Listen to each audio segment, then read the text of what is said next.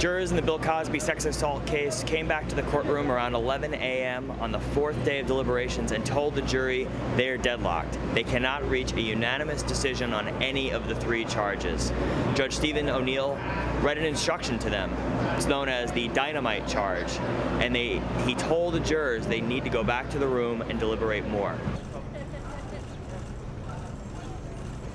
He reminded them that they have a duty, an obligation to reach a unanimous verdict on all of the charges. That means that 12-0 guilty or 12-0 not guilty. And he said that they shouldn't abandon their individual judgment, but that during discussions with other people in the jury room, they may find themselves changing their opinion and siding one way or the other.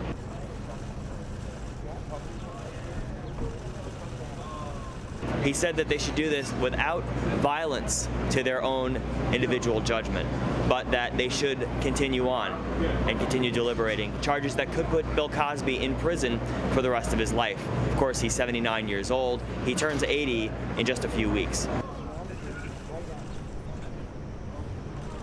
The jurors, some of them seemed defeated, like they had reached the end of the finish line of a long marathon. They have been at this since Monday night.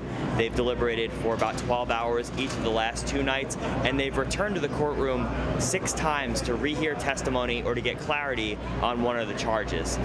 They've really examined Bill Cosby's own words and those of his accuser, Andrea Constant. One of the women who has also accused Bill Cosby, 60+ women now have come forward to accuse him of similar behavior since the 1960s. One of those women was in the courtroom today, and she burst into tears when she heard that the jury was deadlocked. She said she was devastated because she thought the case was over.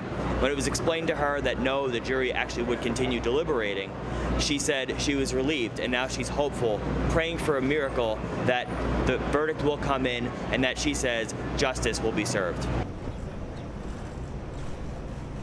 According to legal experts, once they are instructed, once they are told that they must go back to the jury room, that they must reach a unanimous verdict, often they do.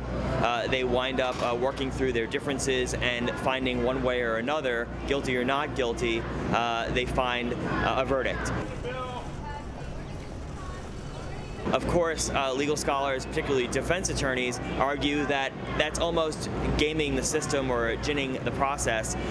When you hold somebody's feet to the fire, you are going to induce an outcome instead of letting it play out naturally. Drunken heads, Bill. Drunken heads. Are they done? Will they have a verdict? It remains to be seen, but they're 30+ hours into this now, and no end in sight.